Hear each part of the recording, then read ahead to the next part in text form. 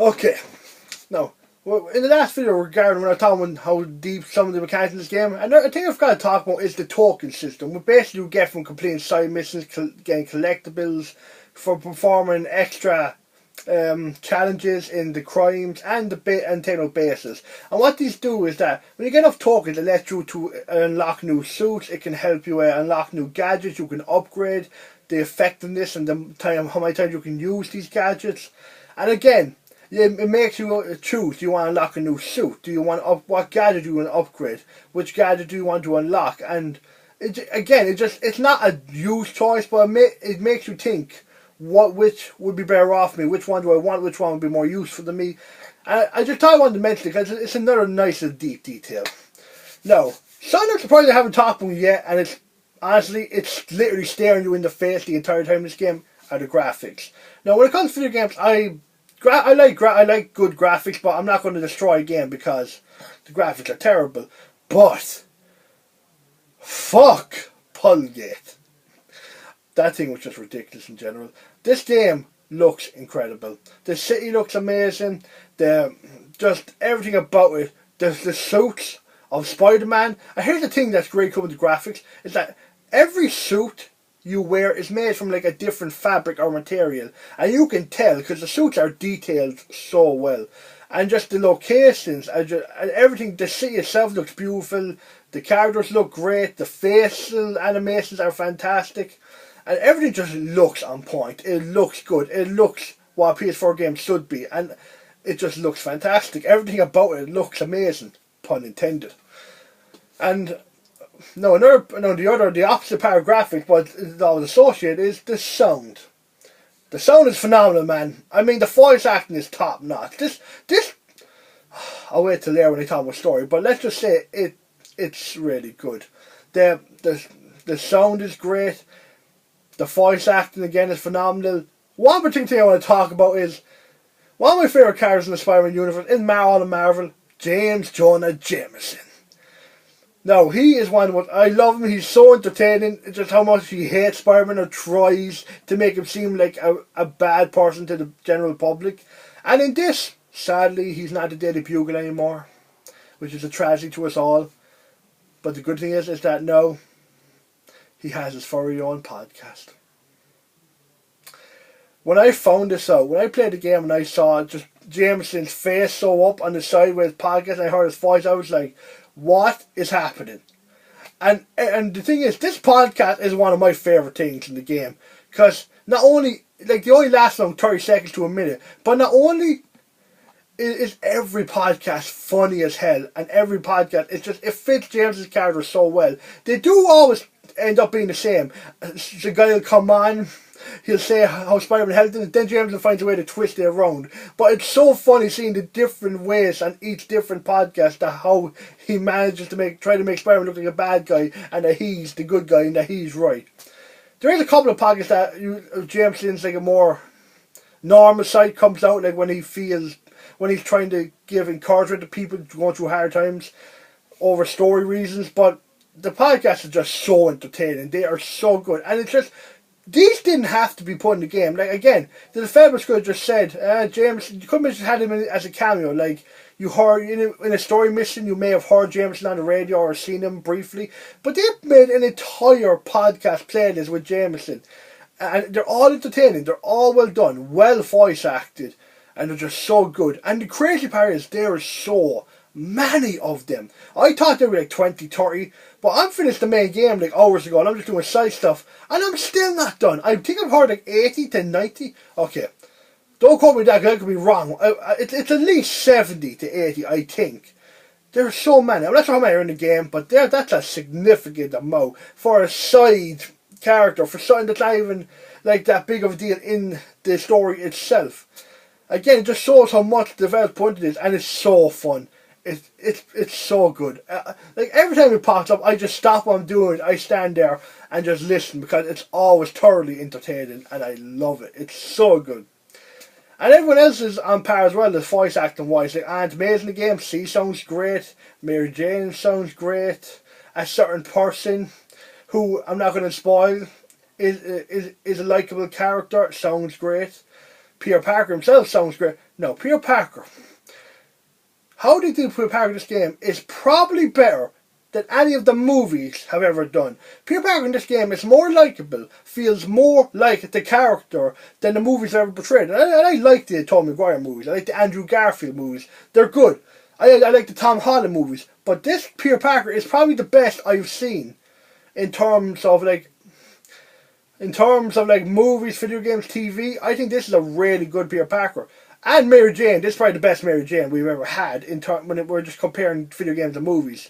She's sweet, she feels like the girl next door, she's kind, but she also wants, I know this is gonna sound far yesterday, but like independent, which is weird enough is actually a big story point when it comes to their relationship in this game. Like she wants to help. She doesn't want to feel like she's just the damsel in distress. She wants to feel like she's like not hopeless, like that's not useless. That she can help Peter, she can help her city in her own way. And in this game, she's a news journalist. And I'm just gonna say, there's a cameo by Stan Lee in this game. I'm not gonna spoil it, but it's great. It's heartfelt, and when you think about that Spider-Man has always been like Stan Lee's biggest and best creation, it just hits me in the feels, man. Hits me in the feels. It's so good. And the relationship between Mary Jane and Peter Parker is probably the best, again, compared to movies and video games that's ever been portrayed. But it's not just all like everything's great and happy. There's a big conflict. No, let's be fair. Okay, the slight spoiler, but let's just say they end up getting back together. Because I mean, come on, it's Peter Parker and MJ. Of course they are. And it's just really not. It's a really well done relationship. It doesn't feel like the Tobey Maguire and whatever her name was in the original Spider-Man trilogy. That was something else. That was something else indeed. But yeah, in this game they're really well done. And Aunt May is likeable, of course. She's always been likeable though. You can't really hate Aunt May. But in this game in particular, again, she's not useless either. She's running a charity that helps homeless people. She's very active. That's what I know. Most of the characters who would be in the other movies wouldn't be doing much, or actually have their own roles in this. And the villains are quite good as well in this game. There's Martin Lee, Mr. Negative, as we know. But there's another villain in this game. Okay, these are kind of slight spoiler, but I think anyone who knows anything about Spider-Man will know this. Spider-Man's job in this game, what he's working at, is an assistant to a certain scientist named Otto Octavius. I'm not going to say what happens, but you know that stuff ends up fucking up. For people who don't know what happens with this character, so let's just say shit gets fucked up and he turns kind of bad.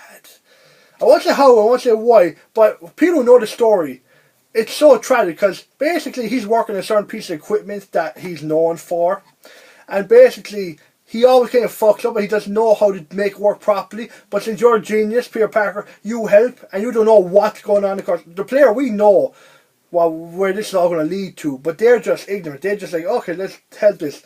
And you're fixing this equipment, making it work more efficiently.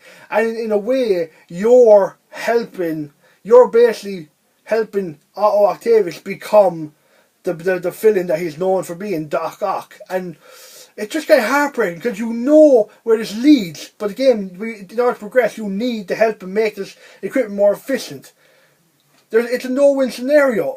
It's heartbreaking because the relationship between Doc Ock and Peter Parker in this game is so heartfelt. You can tell Peter Parker really cares for Otto Octavius, and you can tell Otto Octavius likes Peter Parker. They like working together. They get along well. You can tell they have a respect for each other. They like being in each other's company, and it's so heartbreaking to see how this relationship slowly sours and gets worse more and more through the game. And one of his ways is in the laboratory where Peter Parker worked with Otto Octavius. There sees the recordings.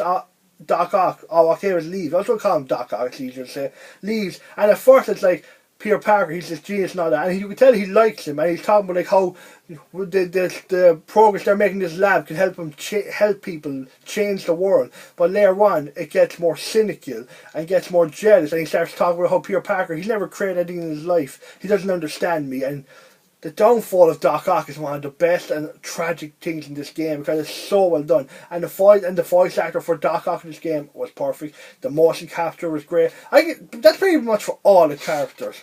And the story in this game is great. It's not an overcomplicated story.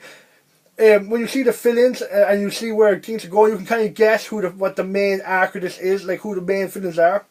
But it's really well done. There's some surprises. There's some moments in this game where it gets super emotional.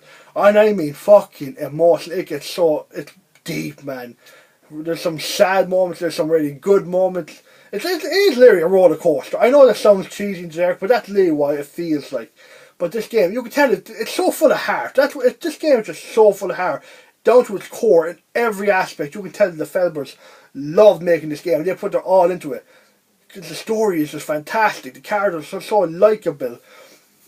Just the way they interact with each other, the conversations, everything about this game is just phenomenal. And the boss battles in this game are just so fun. I won't say who you face, but most of the time, Spider-Man's going to be facing like 2 bosses at a time. He'll face a couple 1-on-1, but there's a couple where he'll have to like face a tag team of bosses, and they really incorporate these into really good ways. Like they put character bosses they fit in together who you wouldn't expect work so well together as a team, but it makes so much sense and it's really enjoyable. Then there's other sections where you'll play as these 2 characters. One's MJ, the other is someone I'm not going to spoil. And they'll be in scenarios where you play like small stealth sections with them.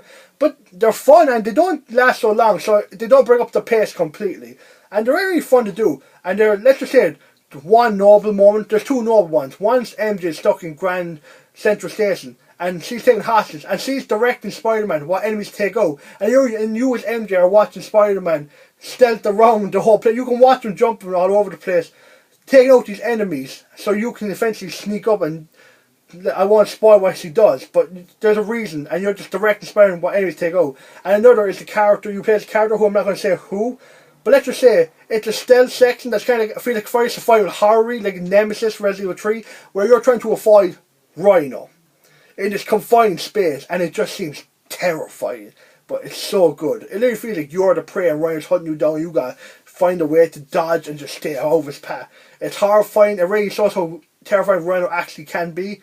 And it's just so good. These sections are great, just like the section we play Spider-Man are. Alright, we're almost there. Next video will be the end of this review. I hope you enjoyed this video, and I'll see you next time.